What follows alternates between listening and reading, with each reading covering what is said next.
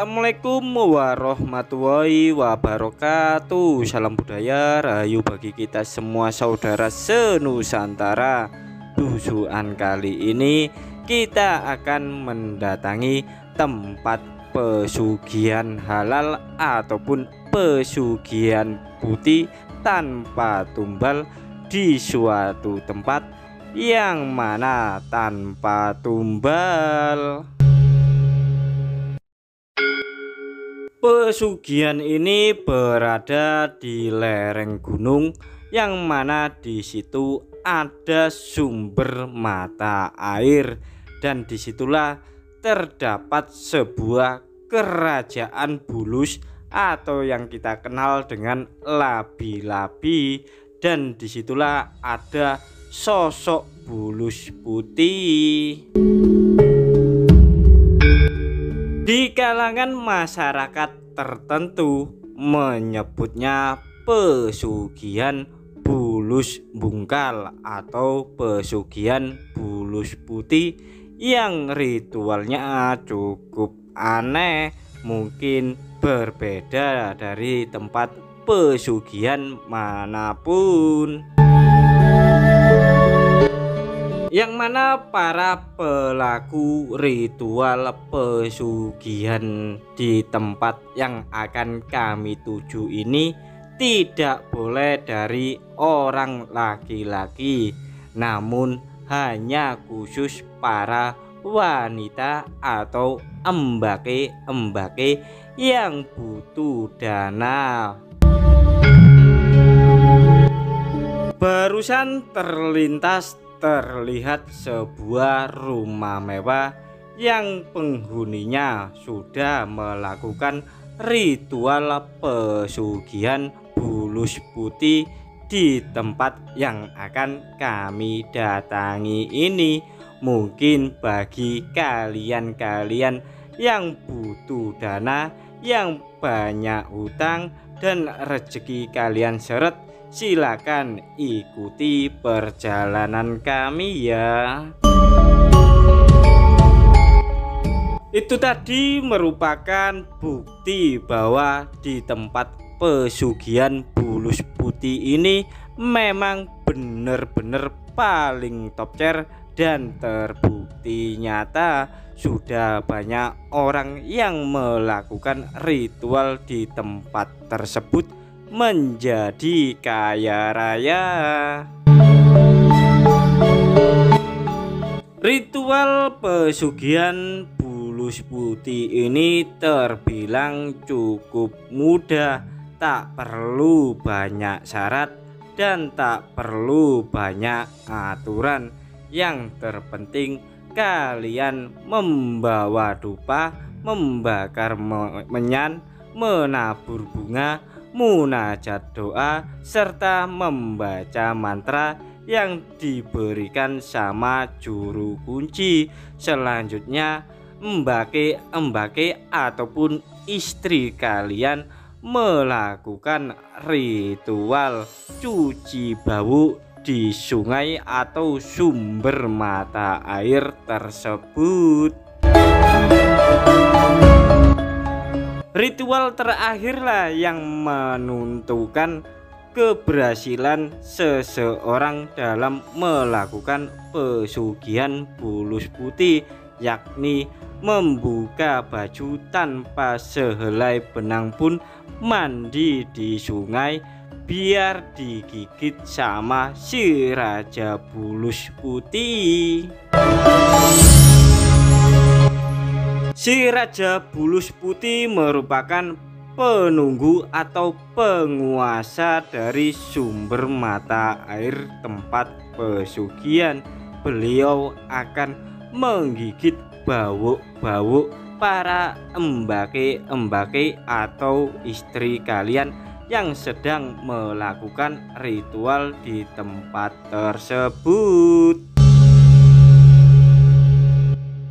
Seperti yang kalian ketahui bahwa bulus itu termasuk hewan bertulang lunak dan memiliki ciri kepalanya bisa nongol, memendek ataupun memanjang. Jadi saat embake ataupun istri kalian sedang melakukan ritual tanpa sehelai benang pun, maka kepala bulus itu akan masuk ke dalam baunya.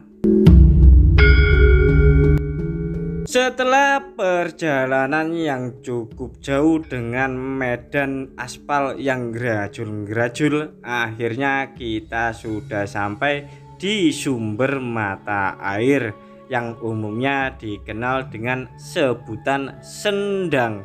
Dan disinilah ada Raja Bulus Putih yang bisa mengabulkan keinginan kalian, terutama di bidang kekayaan.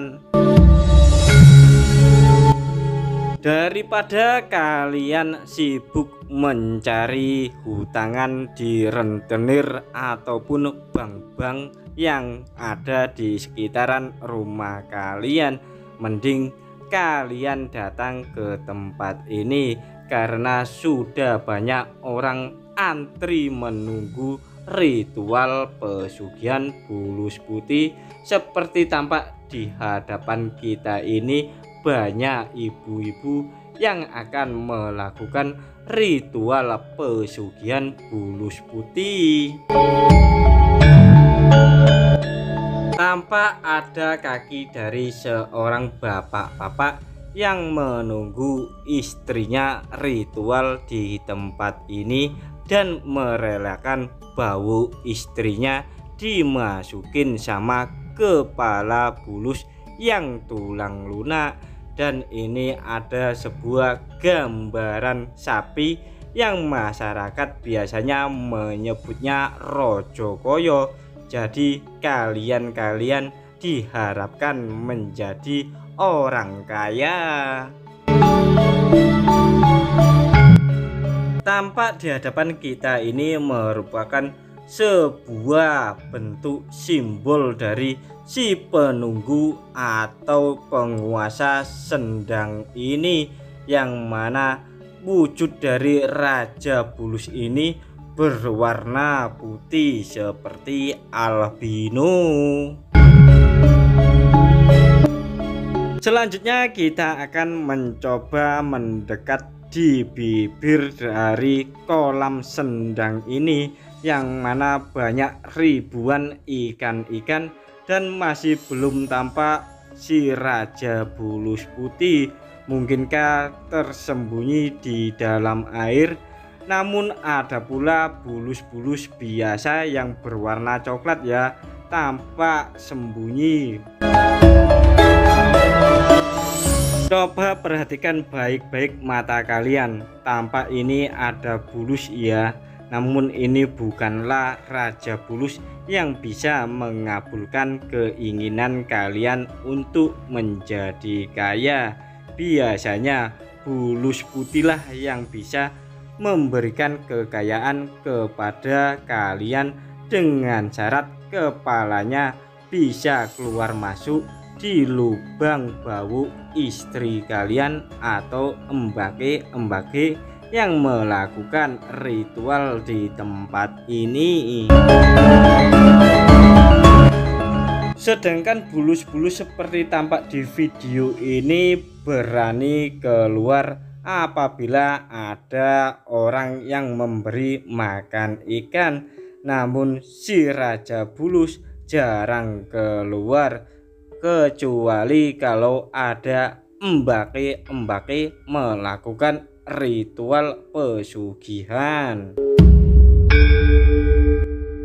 Selanjutnya kita akan mencari sebuah patung yang menyerupai ataupun berbentuk bulus, yang mana di patung tersebut kalau malam sering diberi bakaran-bakaran kemenyan, dupa, serta taburan-taburan bunga. Dan tampak inilah bulus yang biasanya diberi sesembahan sebuah bunga ataupun dupa.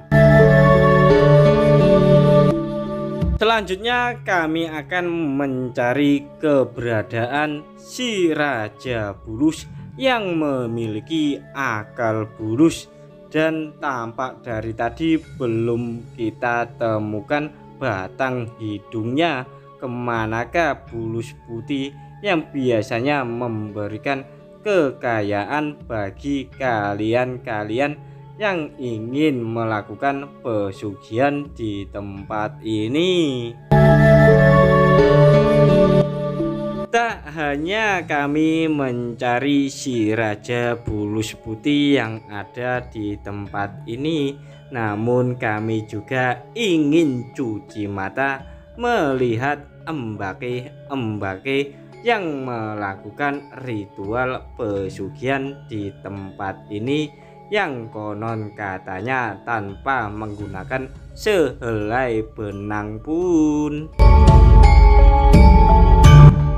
Menurut informasi yang kami peroleh, si Raja Bulus penunggu dan penghuni sendang ini ukurannya cukup besar, kisaran 2 meter lebarnya dan panjangnya ada 4 meter.